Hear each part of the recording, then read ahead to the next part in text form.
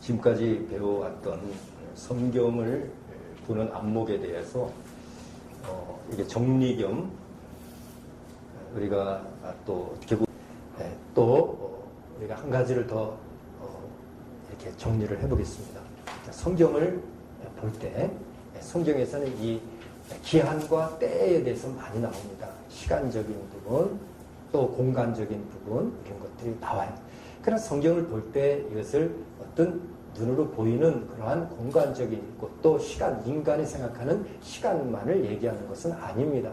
성경에서 얘기할 때 그 공간이라는 그 부분도, 장소라는 부분도 어떤 영적인 것이 장소가 있을 수 없잖아요. 그럼 영적인 장소가 있다는 건 뭘까요? 그건 어떤 영향력을 얘기하는 것이고, 또 거기에서 시간이라는 것은 인간이 감지할 만한 그런 시간이 아니라 하나님은 천년이 하루 같다 뭐 이렇게 표현하는 것도 물론 그 시간적으로 얘기했지만 성경에서 얘기하는 하나님의 기한과 때라는 것이 있어요. 이것이 이제 카이로스라는 시간이죠. 카이로스라는 시간. 크로노스라는 인간의 이 공간 속에 나타난 시간. 제가 항상 얘기를 하잖아요. 이 천지를 창조할 때 그 윗물과 아랫물로 나누면서 공간이 생겼잖아요. 우주 공간이 생기니까 거리가 생겼고, 거리가 생기니까 시간이 생겼다. 그렇죠? 여기서 머니까 시간이 오래 걸릴 거고, 가까우니까 덜 걸릴 거고, 만유인력의 법칙을 보더라도 꼭대기에서 떨어지면 오래 떨어질 것이고, 가까운 데서 떨어지면 빨리 떨어질 것이고, 이렇게 시간과 이것이 이제 과학의 법칙에도 나와요. 이제 과학에도 이런 거리와 시간의 법칙을 통해서 많은 우주선 발사도 하고 여러 가지 그 하나님의 이 법칙을 이용해서 뜻을 이루잖아요. 자, 이러한 이제 공간과 시간은 이 세상에서 인간의 육체로 느낄 수 있는 그러한 이제 시간을 우리 크로노스 시간이라고 하는 것이에요. 그러나 인간이 느낄 수 없는 이 내적인 우리 속사람이 느낄 수 있는 시간, 이것을 카이로스라는 게 하나님의 시간이 영원전 우주를 창조할 때 이 공간이 생기기 전에 있었던 그 영적인 속에서의 시간이에요. 이 공간에서 얘기하는 그 시간 가지고 우리는 하나님의 때라고 볼 수 없는 것이에요. 하나님의 때는 우리도 모르는 사이에 이루는 것이죠. 그래서 예수 그리스도의 재림의 때, 또 이 종말의 때, 이런 것도 우리가 크로노스 시간으로 알 수 없는 것이에요. 예수님이 언제 다시 오실까? 이런 것들.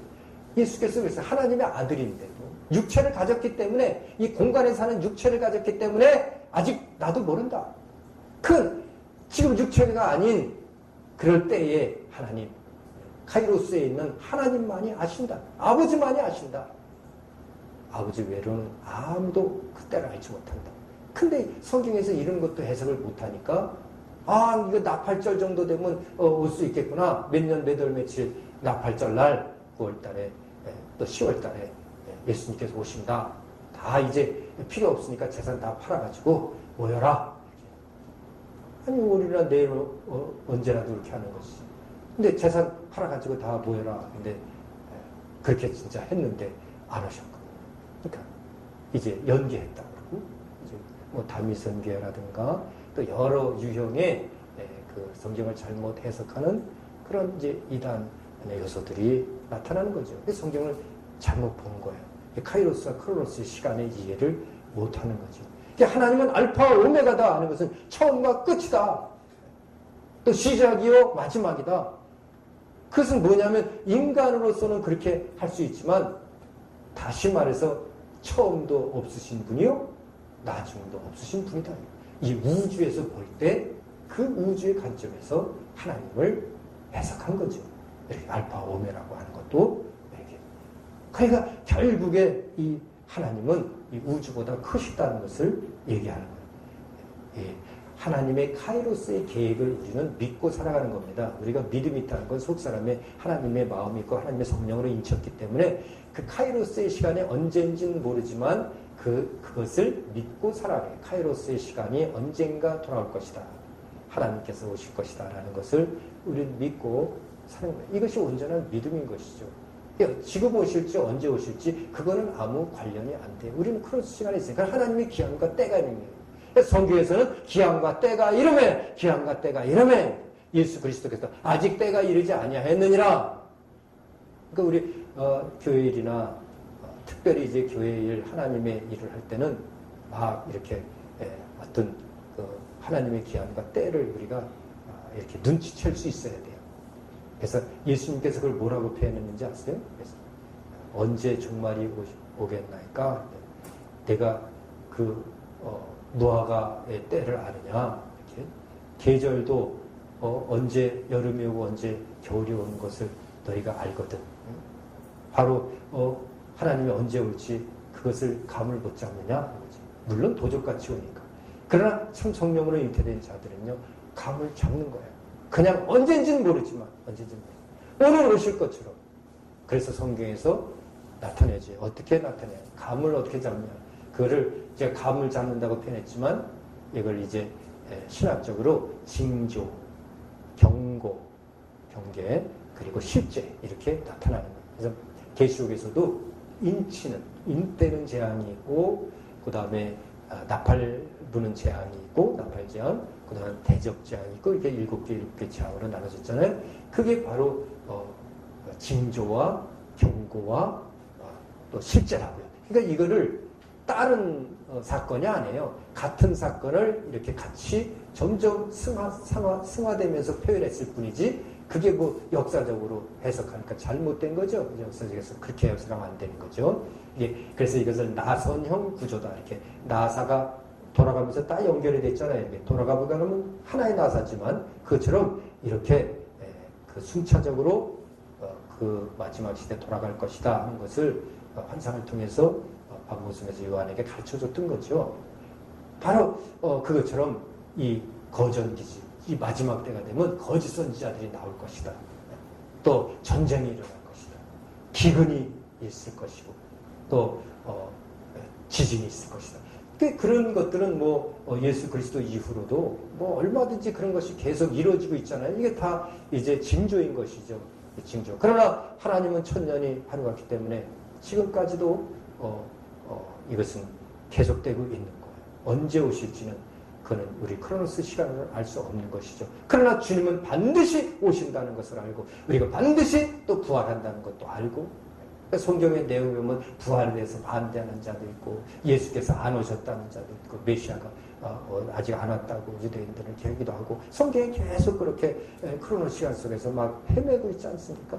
이런 것들을 우리는 이제 그 믿음을 가지고 성경을 보아야 하는 거죠. 그래서 이 성경은 전체가 사실은 종말적으로 비롯되었다는 사실을 알아야 돼요. 하나님께서 우주를 창조한 그 창조부터 이미 종말이에요. 왜? 죄를 해결하기 위한 하나님의 계획이 있었다고요. 처음부터 해서 아담이 태어나자마자 무슨 마귀가 예뱀이 와서 그거를 죄를 저지르게 만듭니까? 그건 뭐예요? 성경을 통해서 분명히 하나님은 죄를 해결하려는 의도가 계셨구나 하는 것을 우리가 알고 있어야 되잖아요. 그래서 우리 구원의 의도는 분명히 그 죄를 해결하는 것이 구원이기 때문에 반드시 구속사적으로 성경을 봐야 된다. 이렇게 나온 것이지, 원래 하나님이 구원하기 위해서 세상을 만들었다. 이것은 아니라고요. 죄를 해결하려는, 그 죄를 해결하는 과정 속에 구원의 역사가 일어나는 것이고, 또 그 죄와 구원은 동떨어질 수는 없고, 그것에 구원 얻은 자가 교회를 이루고, 또 이 마지막 시대까지 그렇게 교회를 이루어서 구원을 이루어가는 거예요. 교회는 결국에는 이제 그 구원을 이루는 단체가 됐고, 이 마지막 시대 때는 우리가 그 영과 싸워야 되는 거예요. 그 처음에 죄를 우리에게 불어넣었던 그 마지막이라. 세상 창조할 때도 그 마지막은 뭐였어요? 인간을 창조했잖아요. 그리고 좋다고 했잖아요. 그리고 안식한 거예요. 안식하기 직전에 인간을 하나님이 사용하려고 했던 거예요. 바로 우리가 바로 그 인간들입니다. 하나님 나라에 가기 직전에, 하나님 나라에 가기 직전에 우리가 행해야 할 것, 죄에 대한 해결을 해야 돼요.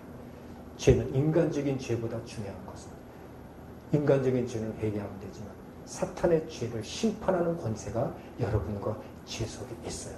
예수 그리스도께서 십자가에 죽으신 것은 그 죄를 해결하기 위한 것이었고 사망 권세자를 이기셨고 하늘에 오르셔서 성령을 보내셔서 죄 사하는 권세를 우리에게 주셨고 그 죄 사하는 권세를 통해서 이제 마지막 날에 내가 심판한 주가 주인데 너희들도 나와 함께 이 보좌에 앉아서 그 이스라엘 12지파를 심판할 뿐만 아니라 천사들을 심판하리라 라고 성경에서 말씀하고 있는 거예요. 우리가 바로 그렇게 심판하는 권세까지 주님께서 주신 것입니다. 이 심판의 권세가 이 마지막 시대에 여러분과 저에게 주어진 권세예요. 죄를 지으려고 하지 말고 죄를 심판하는 자가 됩시다. 그렇다면 뭐예요? 깨어서 기도하는 수밖에 없는 거예요. 그리고 전신갑주로 무장하는 수밖에 없는 거예요. 성경은 그걸 말씀하고 있어요. 바울이 느낀 것은 그거예요. 에베소 교회에서 그가 죽을 뻔했잖아요. 아데미 신상 앞에 가서 복음 전하다가 죽을 뻔했잖아요. 꼼짝 한마디도 못하고 나왔어요. 그게 마음이 상한 거죠. 되게 기분이 나쁘죠. 그래갖고 기록한 그 서신이 바로 에베소서 6장 12절이에요. 참 이제 전신갑주를 무장하지 않으면 그런 세상과 싸워 이길 수 없다는 거죠. 그래서 이제 우리는 구원의 투구, 의의 흉배, 진리의 허리띠, 또 믿음의 방패, 복음의 신, 또 성령의 검, 이것을 무장해서 이 마지막 이 시대를 하나님의 계획 속에서 온전히 우리가 하나님의 계획대로 이룰 수 있도록. 그러니까 그 바울은 그런 생각까지 했던 거예요. 예수 그리스도의 남은 고난, 내가 교회를 위하여 이 예수 그리스도의 남은 고난을 내 육체에 채우노라. 바로 전신갑주를 입은 자의 정신 상태예요. 계시의 정신을 가진 강호라고요. 우리가 이 마지막 시대 종말이 올수록 더욱더 예배를 패하는 자가 되지 말고 하나님을 뵙고 하나님께 영광 돌리고 하나님을 찬양하고 전신갑주를 무장하여 주님을 기쁘게 할 수 있는 그 십자가의 전사들이 돼야 된다는 것입니다. 그것이 이 시대의 정인 거죠. 성경을 통해서 그것을 우리는 배운 거예요. 성경을 통해서 그것을 아는 거예요. 그러므로 많은 자들이 그렇게 합력하여서 그 일을 이룰 수 있도록 이 마지막 종말의 시대를 이끌어가야 한다는 것입니다.